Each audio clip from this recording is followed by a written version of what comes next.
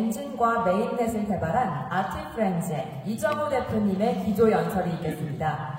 이정우 대표님은 블록체인의 기술적 가치와 장기 과제를 주제로 한 기조 연설을 해주실 텐데요. 블록체인과 가상자산의 역사 속에서 일어난 사건을 기술적 가치의 관점에서 해석하고 이를 바탕으로 미래 블록체인이 목표로 삼아야 할 과제들을 제시해 주실 예정입니다. 6년여간 사슬 블록체인의 개발에 힘써주신 이정우 대표님을 큰 박수로 만나 뵙겠습니다.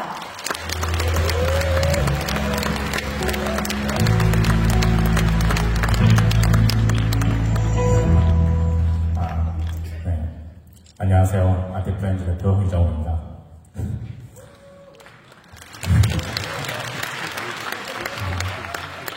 바쁘신 와중에도 이렇게 많이 와주셔서 이렇게 많이 와주신 여러분들께 먼저 너무 감사드립니다. 그리고 이제 못깃만 스쳐도 2년이라고 하는데 1년 전에 이제 간단하게 저랑 맥주를 마셨던 인연에서 시작을 해서 이제 채굴자 모임을 기획을 하시고 이제 지금은 이렇게 서울랩스라는 법인을 만들어서 이제 비즈니스까지 펼쳐가는 이 자리를 마련해 주신 장도희 대표님께 또 감사드립니다. 네, 저는 이제 6년 동안 이제 블록체인 기술 하나만 쭉 연구를 해왔고 그러다 보니까 이제 제가 바라보는 시선과 실제로 블록체인에 관심을 가지시는 분들이 바라보는 시선이 좀 다를 거라고 저는 생각을 좀 하고 있어요.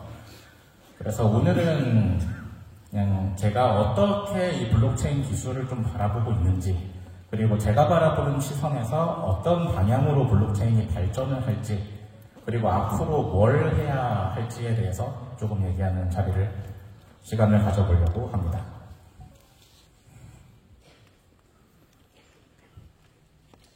안 넘어가나?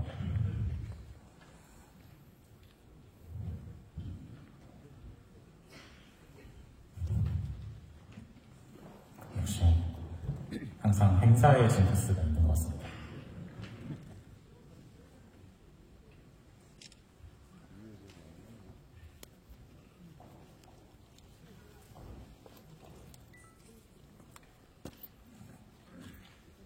안 넘어가는데?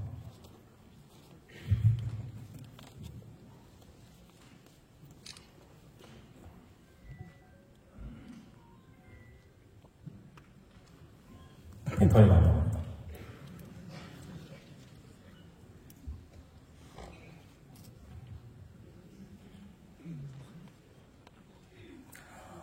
남은 준비하는 동안 조금 얘기를 하면은 이제 저는 이 블록체인이라는 기술이 굉장히 효율적이기 때문에 지금까지 도태되지 않고 살아남은 기술이라고 지금 생각을 합니다. 제가 가끔 예언자라고 부르는 한 분이 있는데 이름은 얘기를 안 하겠지만 그분이 저한테 어떤 말을 했냐면은 인간은 끊임없이 효율적인 방법으로 발전을 한다. 뭐 이런 얘기를 하시더라고요. 근데 이 블록체인이라는 게 비트코인 실제로 이거를 거래소가 아니라 기술로서 쓰셨던 분들이면 당연히 아시겠지만 비트코인이 굉장히 느립니다. 이제 돈을 보내는데 무려 1시간밖에 안 걸리는 엄청나게 효율적인 기술이죠. 나오나요? 그런데도 이 비트코인이라는 기술을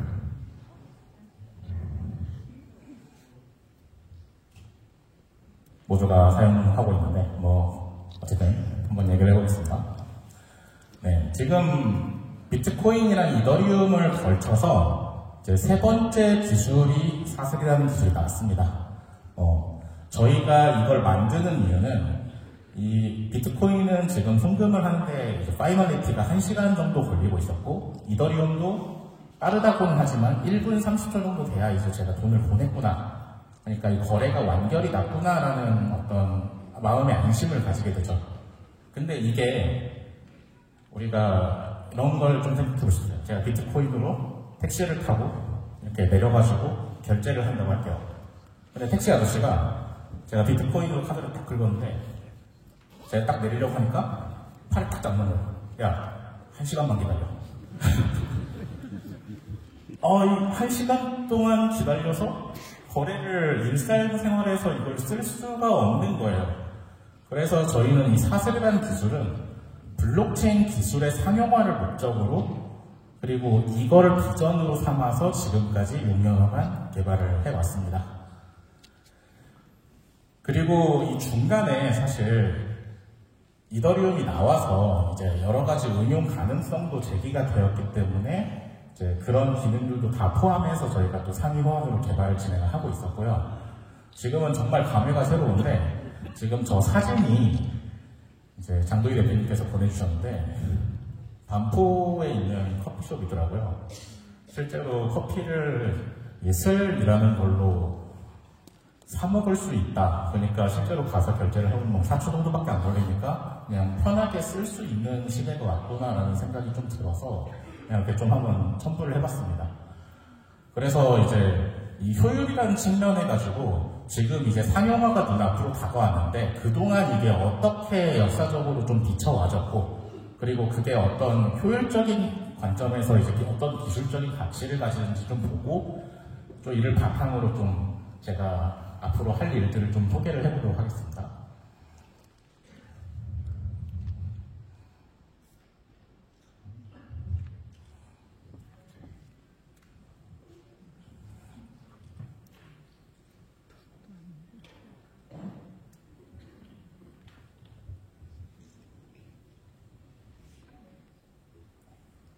넘어가나요?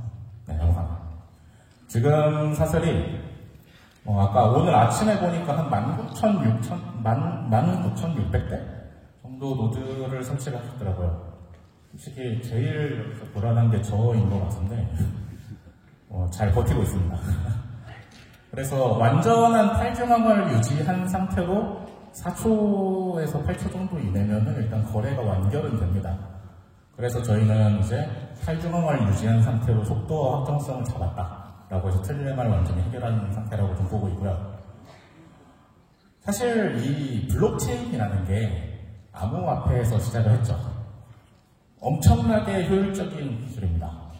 무려 거래가 확정되기까지 1시간이 소요되는데 처음에 이게 나왔던 이유는 이제 미국에서 이제 구제금융을 이제 리만 브러스 사태를 이제 좀 해결하기 위해서 구제금융을 하면서 다들 아시겠지만 그 모럴 해저드를 비판하고자 처음에 나왔다고 이제 얘기를 하죠.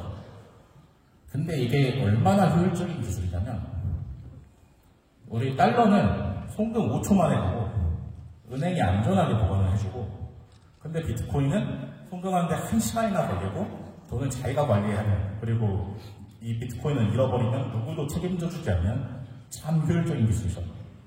근데 어떤 면에서 이걸 효율이라고 얘기하냐면은 지구 반대편에 있는 어제 채팅으로 만난 영국 사람한테 제가 돈을 보낸다고 좀 가정을 해볼게요. 이 사람은 원화 계좌가 없습니다. 근데 국제 송금을 하려고 하는데 1시간이면 돈을 보낼 수 있게 됐습니다. 엄청 효율적이죠. 실제로 이 기술을 이렇게 쓰고 있죠. 지금 러시아 우크라이나 전쟁을 하면서 미국이 러시아를 좀 제재해보려고 하고 있는데 이제 가스나 천연가스나 이런 자원들을 결제할 때 미국이 제재한다고 아무리 얘기를 해도 미국이 할 수 있는 게 없습니다. 그리고 그때 이제 미국이 이게 기술이라는 게 중앙 통제로 막을 수가 없구나 라는 걸 이제 인정을 해버렸고요. 지금은 아까 그 SEC 얘기가 잠깐 나왔었는데 예전에는 이제 어떻게든 통제를 해보려고 규제를 가하고 이제 ETF를 하려고 했을 때 이제 허가를 내지 않았지만 2022년 기준으로 미국이 지금 20만 비트코인을 세계 4위 규모로 보유를 하고 있습니다. 그러니까 당연히 그 미국 법원도 팔이 안으로 굽을 수밖에 없죠. 이제 비트코인이나 암호화폐를 조금 허용하는 추세로 가게 될 거라고 저는 좀 보고 있어요. 근데 이 비트코인이 자신의 그 재화를 지키는 데는 정말로 효율적인 기술입니다. 설령 국가가 통제를 하려고 들어도 아무도 이걸 막을 수가 없죠. 그래서 이제 이런 성격에 먼저 주목하셨던 분들이 이제 거래소를 2010년에 만들었고, 이때 처음 가치가 생기니까 누가 진짜 돈인가 싶어서 피자를 한번 사 먹어봤습니다. 10,000 비트코인이면 지금 현재 가격으로 약 4,000억짜리 피자 두 판이네요. 근데 사실 이 비트코인의 가격이 제일 높이 뛰게 된 이유는 아까 뭐 가격 그래프가 잠깐 나오긴 했는데 랜섬웨어 사태가 약 한 10년쯤 전에 한번 유행을 했던 걸 다들 아실 거예요. 너의 파일을 내가 다 암호화해버렸고 너의 파일을 이 비트코인을 보내지 않으면 풀어주지 않겠다 하고 파일을 중요한 정보를 인질로 잡고 띵을 뜯었죠. 근데 아까도 말했지만 국제 송금이 1시간이고 이 비트코인을 규제할 방법이 없다 보니까 정말 삑을 뜯기가 되게 효율적인 수단이었습니다. 그리고 그에 의해서 이제 수요가 급증하니까 딱 저 랜섬웨어가 유행하던 시기에 비트코인의 가격이 일시적으로 최고점을 찍어서 거의 1,000불이 넘는 가격을 일시적으로 찍게 되죠. 그러자 이게 이제 돈으로서의 증명이 끝나자 이더리움이 나옵니다. 야, 이거 진짜 화폐 말고 딴 데 한번 써보자. 근데 이 구동 자체를 블록 자체에다가 이제 은행 장부를 넣는 게 아니라 프로그램 코드를 넣어보자 라고 얘기를 했죠. 그래서 얘가 남긴 거는 누구나 화폐를 쉽게 만들 수 있는 시스템을 세상에 제공을 해버렸습니다.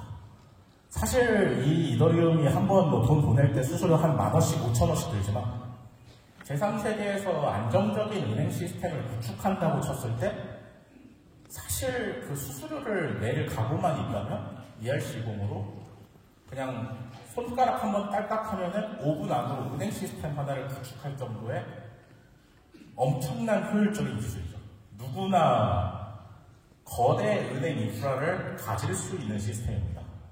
그래서 이걸 응용을 해서 다들 이제 화폐를 만들고 어떤 사업을 할 것이고 디지털 자산을 어떻게 찍을 것이고 그런 얘기를 하는 시대가 왔죠. 근데 다만 우리가 이제 스마트 컨트랙트로 모든 거를 다 할 수 있다고 얘기를 했는데 속도가 아닙니다. 이 속도라는 게 되게 중요한데 우리가 옛날에는 인터넷에서 이미지를 하나 로드할 때도 10초씩 기다렸었어요. 그때는 영상을 인터넷으로 보는 거는 진짜 꿈도 못 꾸던 시기였죠. 그러니까 인터넷 속도가 그냥 빨라지니까 원래 유튜브가 되게 옛날에 나왔는데도 이제 모두가 인터넷을 볼 수 있는 그런 인터넷 속도를 가지게 된 시점부터 이제 유튜브가 가치를 가졌던 것처럼 사실 이 기술의 속도라는 게 굉장히 중요합니다. 그래서 이더리움은 탈중앙화를 포기하고 속도와 확장성 개선을 하는 쪽으로 가닥을 바꿨죠. 저는 이게 되게 안타깝다고 생각하는 게, 그러니까 저는 이제 그냥 제 감성으로는 설치하면 끝이다. 그냥 그렇게 이제 기술은 기술이고 화폐는 화폐고 자산은 자산이야. 좀 그때 독립적인 형태로 이제 딱딱 분할이 돼 있어야 사람들이 마음 편하게 쓸 수 있을 텐데 지금은 이제 기술을 참여를 하기 위해서 이제 이더리움을 구매해야 되는 조금 불편한 형태로 이더리움이 나아가버렸죠. 근데 왜 안타깝다고 생각하냐면은 사실 저희는 답을 가지고 있었는데 저희가 처음 시작했던 이제 2016년에 시작했던 이제 3가지 과제는 이거였어요. 블록이 너무 늦게 생성되고 용량이 무한히 늘어나고 채굴 소수하는 사람한테는 보상이 준다다. 근데 이걸 해결하기 위해서 뭐 POS냐 뭐냐 이런 이제 지분 증명 같은 논의가 시작되는 게 좀 안타까워서 설치하면 참여할 수 있는 그냥 컴퓨터는 컴퓨터에서 끝나는 그런 걸 만들어 보자라고 시작을 했는데 이게 제 문제를 좀 보니까 속도가 느린 이유는 저 채굴이라는 시스템 때문에 이제 속도가 느리겠죠. 그래서 POW 같은 경우는 이제 채굴을 해서 누구나 그냥 컴퓨터에 깔고 이제 버튼을 누르기만 하면은 얘가 컴퓨터 알아서 막 돌다가 채굴을 하죠. 그래서 오래 걸립니다. 저 블록 하나당 10분씩 걸리고 6개 확정되면은 이제 확정이라고 대충 간주하기로 했으니까 1시간 정도 걸려야 이제 거래가 확정이 되는 그런 구조였죠. 그리고 이제 POS를 지지하는 사람들은 뭐 그냥 믿을만한 사람 두면 되는 거 아니냐, 좀 부분 중앙화하면 그것도 나름 탈중앙화로 인정할 수 있는 거 아니냐 라고 해서 두 가지 이론이 격렬하게 싸우던 시절이 있었는데요. 제가 정말 안타까웠던 거는 답은 합치면 되는 거였습니다. 우리가 검증인이라는 걸 선정을 하기 위해서 32 이더리움을 구매할 필요가 있었던 게 아니라 그냥 시골에 성공하면 검증인 하기로 하고 두 가지의 장점만 교묘하게 합칠 수 있는 되게 쉬운 방법이 있었어요. 그래서 이 사슬을 채굴 해보신 분들은 알겠지만 사슬은 이제 싱글 체인으로 가는 게 아니라 두 가지의 듀얼 체인 구조로 이제 채굴로 해서 탈중앙을 담당하는 체인과 실제로 서비스 처리를 담당하는 메인 체인으로 구성이 되어 있습니다. 그래서 탈중앙을 유지하면 속도를 빠르게 할 수 있구나 하는 문제가 너무 간단한 이론으로 해결이 되어버렸죠. 그리고 두 번째는 이제 모두가 똑같은 걸 가지고 있어야 돼서 이제 용량이 계속 무한히 차는 문제가 있었는데 이게 이제 어떻게 문제가 되냐면 저희가 이제 속도의 문제를 좀 해결하고 거의 1000에서 2000 정도를 유지를 하니까 3주 정도 지나니까 모든 서버의 용량이 전부 1테라가 넘게 차서 서버가 싹 죽어버렸어요. 그러니까 용량의 문제를 해결을 안 하고 사실 RTPS 얘기를 하시는 분들은 안 해봤어요. 제가 봤을 때 절대 안 해봤습니다. 이게 1000TPS만 돌려도 아마존에 있는 제가 지금 저희 아티프렌드에서 돌리고 있는 이제 퍼포먼스 테스트 서버들이 다 죽어버리는데 이 용량 문제를 아무도 언급을 안 했다는 그 이유 자체가 안 해봤기 때문에 그런 얘기를 하는 거라고 보고 있어요. 실제로 한번 상상해 보세요. 시간이 엄청 오래 지나는 거는 뭐 과거에 있는 걸 버릴 수 있다고 쳐도 잔고가 만약에 중국인 15억 명의 개인정보를 보관하는 걸 블록체인에 넣겠다 라고 하면은 저 개인정보의 용량만 10테라가 넘습니다. 그러니까 분산 저장을 논의를 안 하면 이거를 얘기를 할 수가 없는데 사실 나카모토 사토시가 저는 이제 뭐 지금 사라졌다고 좀 가정하고 있지만 사전에 좀 이런 문제들을 이미 우려를 하고 비트코인의 방식에 이제 어떻게 분산 저장을 할 것인지가 고려가 이미 돼 있었어요. 그래서 이제 이건 뭐 깊게 설명을 하지 않겠지만 사슬은 이제 공통 보관하는 부분이 있고 개별 보관하는 부분이 있어가지고 공통 보관하는 부분으로 데이터의 중요성을 판별하고 그 아까 소수의 채굴자에게 보상이 독점되는 구조 자체를 이걸로 이제 해결을 했는데 데이터를 많이 보관하면 보관할수록 보상이 커지는 구조를 이것 때문에 만들게 된 거죠. 모두가 좀 많이 하드를 많이 뽑아서 분산 저장할 수 있는 공간들을 많이 모두게 정렬을 해야 되니까요. 그래서 실제로는 이제 채굴에 성공한다고 보상이 나오는 건 아니고 데이터가 조회를 당할 때마다 보상이 나옵니다. 물론 채굴자는 자기 데이터를 보기 때문에 기본 보상을 가지게 되겠죠. 그래서 아까 말했던 세 가지 문제, 속도가 느리다, 용량이 무한히 증가한다, 소수에게 보상이 독점된다, 이 문제를 깔끔하게 해결을 성공했습니다. 그러고 나니까 지금은 솔직히 좀 느린데요. 저희가 지금 목표로 잡고 있는 속도는 이제 전통 IT 시스템이랑 거의 차이가 없을 정도까지 블록체인을 만드는 게 지금 목표입니다. 최대 랜선 레이스턴시, 그러니까 여기서 지금 반대편으로 전기신으로 땅 쏘면은 한 0.6초 정도가 걸려요. 한국에서 제일 느린 곳은 팔이던데 거기까지 전기가 왔다 갔다 하는데 0.6초에서 1.2초 정도까지 나오면은 이게 이제 어느 정도 실시간이라고 볼 수 있지 않나 라고 해서 여기가 지금 현재 목표고요. 하드 목표를 몇 번 더 할지는 모르겠지만 곧 사슬은 이 속도가 나올 거라고 지금 보고 있습니다. 그렇게 해서 이 블록체인이 진짜 상용화 단계까지 가버리면 이제 제3세계들 은행 결제 시스템을 몇 천억씩 들여가지고 만들기 힘든 아프리카라거나 남미라거나 동남아시아 이런 시스템들은 다 이제 블록체인을 값싸게 도입해서 은행 시스템, 법원, 등기소, 그 다음에 계약서, 문서 검증 이런 데에다가 엄청나게 저렴한 가격으로 이 시스템을 구축하는 그런 시대가 올 거라고 좀 기대를 하고 있어요. 그리고 사실 한 가지 더 발견을 한 게 있는데,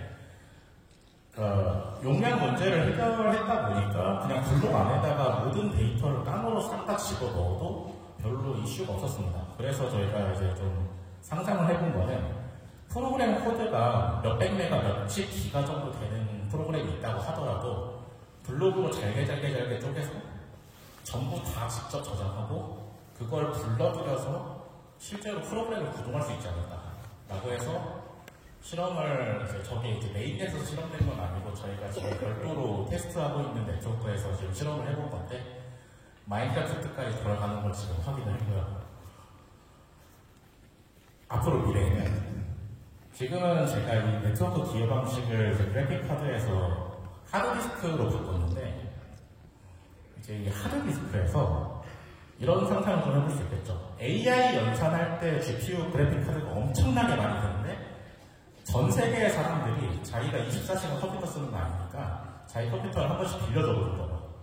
그리고 대신 남의 AI 연산을 해주고 돈을 받는, 그러니까 네트워크에 기여를 하고 그냥 자기의 놀고 있는 컴퓨터를 그냥 임대해줘서 돈을 받는 그런 시대가 올 수도 있겠다라는 상상을 좀 해서 저희의 비전이 이거를 전 지구적 연결 컴퓨터, 그러니까 유니버셜 컴퓨터라고 일단 이름을 붙였습니다. 네, 이런 상상을 했었죠. 지금 챗GPT가 고작 수천 대, 수만 대 정도의 서버에 저장되어 있는 데이터, 그 다음에 그런 연산기로 학습을 해서 인류를 이제 능가하려고 하는 결과를 내고 있는데 전 세계에 60억 개의 컴퓨터가 다 연결돼가지고 AI 학습의 연산을 돌리기 시작하는 거죠. 그런 레벨이 오면은 지금 뭐 AI 연산이든 그래픽스든 뭐 브레인 컴퓨터 인터페이스든 지금 4차 혁명이라고 불리는 그 모든 기술들이 블록체인에 의해서 더 탄력을 받을 수 있는 그런 지원을 할 수 있는 시대가 오지 않을까라는 생각을 해요. 근데 사실 저희 목표는 지금 저 설계 자체가 막 40억 대까지도 연결될 수 있을 거라고 설계를 했는데 좀 걱정입니다. 진짜 될까? 네. 그리고 써보시는 분도 알겠지만 지금 속도가 막 되게 균일하게 나오는 건 아니고 좀 불안정해요. 빨리 들어갈 때는 2초 안에 끝날 때도 있는데 뭐 가끔 8초까지 걸릴 때도 있고, 그리고 생각보다 이게 분산이 잘 안 되고 이게 제가 개발하면서 제일 어려움을 느끼는 부분인데 이 탈중앙화 기반으로 지금까지 솔루션을 만든 사람이 아무도 없다 보니까, 그리고 상대 컴퓨터, 내가 가지고 있는 전송 시스템들이 항상 내 컴퓨터 안에만 돌리는 걸 가정하고 있는데 남의 거 위에서 이제 프로그램을 돌린다라는 그런 상황 자체를 가정한 적이 인류 역사상 없다 보니까 쓸 수 있는 게 없습니다. 실제로 이 사슬 개발하면서 대부분의 코드는 GPT한테 물어봐도 누구도 만들어 본 적이 없어가지고 대답을 잘 못해줘요. 내가 이런 거 만들어주는 거 해줘라고 해도 안 돌아갑니다. 그래서 항상 이 바퀴를 재발명하지 마라라는 이런 명언이 있어서 저도 재발명하기가 정말로 싫은데 이 사슬팀은 어쩔 수 없이 하고 있습니다. 그래서 누군가는 이제 우물을 파는 심정으로 저희가 지금 이걸 개발을 하고 있고, 이게 다 완료가 되면 아까 얘기했던 뭐 속도 개선이라거나 편의성 업데이트라거나 뭐 여러 가지 하드웨어에서 그게 다 완료되고 이제 코드 공개하는 수순으로 가게 될 것 같아요. 이게 되면은 저희의 1차적 목표는 끝납니다. 그러고 나면 이제 서울랩스 같은 여러 업체들이 사슬 위해서 뭔가 돈을 버는 서비스들을 내리지 않을까라고 해요. 그럼 이제 앞으로의 장기적 과제는 제가 1차 목표를 끝내고 나면 실제로 이 블록체인을 사용하시는 분들, 이걸 가지고 비즈니스를 하시는 분들이 이제 만들어 나가야 될 과제라고 보는데, 저 초연결 컴퓨팅이 완전하게 끝나게 되면은 지금 여기 있는 뭐 웹, 게시판, 쇼핑몰, 배송 시스템, 스트리밍 서비스 이런 것들 전부 다 대체가 될 수 있을 거라고 생각을 해요. 왜? 근데 이게 다 원래 전통 강자들이 있는 시장이잖아요. 대표적으로 메신저라고 얘기를 해보죠. 메신저를 탈중앙화 시켰을 때 어떤 장점이 있는가? 이제 가장 큰 강점은 과거에 다른 업체가 사용했던 데이터가 그리고 그 프로토콜이 A라는 업체가 했던 프로토콜이 B라는 업체가 공유해서 쓸 수 있다는 아주 강력한 장점이 생깁니다. 그러니까 우리가 이메일을 보낼 때 구글에서 네이버로 메일을 보낼 수가 있어요. 그거는 이제 프로토콜이 공유되어 있기 때문에 가능한 일이죠. 하지만 카카오톡에서 텔레그램으로 메시지를 보내지 못합니다. 근데 만약에 이 태그만 컴퓨팅이 실현이 되고 같은 프로토콜을 공유하게 되면 서로 다른 메신저 사이에서도 메시지를 보낼 수 있을 거예요. 그러면은 그렇다고 하더라도 시장에 강자가 남아있을 텐데 그 메신저 시장을 누가 먹을 수 있느냐? 지금 이 메신저 시장에서 약자라고 평가받는 구글이라는 업체가 있는데 아마 카카오톡이 질 것 같습니다. 만약에 이런 기술들에 적응을 하고 발전이 된다면요. 그래서 이제 이런 것들이 더 많이 펼쳐지기 시작하면은 이제 우리 인류를 위해서 필요한 비즈니스들이 이 안에서 돌리기 시작했죠. 뭐 은행, 공공행정, 지도, 기상청, 뭐 기타 등등. 근데 이게 뭐 지금 막 다 나올 것처럼 얘기했는데 사실 좀 오래 걸릴 것 같습니다. 근데 오래 걸린다고 하더라도 사실 눈 깜짝할 새라고 좀 보실 수 있을 것 같아요. 우리 옛날에 저게 지금 애플 컴퓨터거든요. 그때는 그림 안 나왔어요. 근데 이제는 그림 나오고 영상 나오는 게 당연한 시대였죠. 그리고 우리 옛날에 인터넷에 누가 인터넷을 딱 브라우저를 딱 키기만 하면 전화가 왔습니다. 그리고 한때는 우리 핸드폰에 있는 가운데 저 네이트 버튼 딱 누르는 순간 갑자기 돈이 와바바바 나가는 그런 시대를 거치기도 했죠. 근데 점점 발전하더니 이제 2015년에 인류가 드디어 컴퓨터한테 패배했습니다. 그리고 지금은 딸깍 하면은 글도 써주고 그림도 그려주고 이제 곧 영상도 만들어주는 그런 시대가 왔죠. 그것처럼 이제 기술을 만드는 사람은 이제 뭐 제가 하든 누가 하든 항상 있을 거기 때문에 한참 기다리시면 이 모든 것이 해결될 텐데 이 각각의 단계에서 비즈니스에 적응을 해왔던 분들이 시장에서 돈을 많이 버셨습니다. 그리고 그런 이제 킬러 어플리케이션들이 나오면서 이 기술들이 세상에 각광을 받기 시작했죠. 그렇기 때문에 저희 지금 사슬팀의 스탠스는 블록체인과 암호화폐는 다른 기술, 다른 개념인 거고 기술은 기술이고 비즈니스는 비즈니스고 그리고 슬은 슬은 거죠. 자꾸 사슬 코인이라고 얘기하셔가지고 좀 정정을 드리고 싶어서 좀 넘어왔습니다.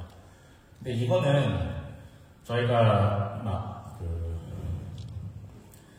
코인이다라고 자꾸 이렇게 색안경을 끼고 보시는 분들이 많은데 결국은 기술은 쓰임으로써 가치를 가지고 쓰여서 누군가가 비즈니스를 해서 돈을 벌므로써 세상이 유명해지고 그렇기 때문에 지금 이 사슬에 진지하게 관심을 가지고 연구해주는 이 서울랩스 같은 파트너가 많아지면 많아질수록 세상이 이제 블록체인이 상용화 되는구나라는 그런 감각을 가지게 될 거라고 기대를 하고 있어요. 그래서 저희의 이 장기적 과제는 이 블록체인이라는 것을 누군가는 투기의 자본으로 생각할 수도 있고 누군가는 비즈니스 위해서 디지털 자산을 만들 수도 있고 여러 가지 할 건데 서로 막 공격하고 싸우기보다는 모두가 이 블록체인을 사용해서 어떻게 돈을 벌 것이냐 머리를 맞대고 잘 고민해서 다 같이 성공하는 시장으로 그렇게 갈 수 있는 좋은 문화가 만들어지는 게 저희의 장기적 과제라고 생각을 하고 있습니다. 그리고 앞으로도 이것들을 좀 잘할 수 있도록 많은 관심과 사랑 부탁드리겠습니다. 감사합니다.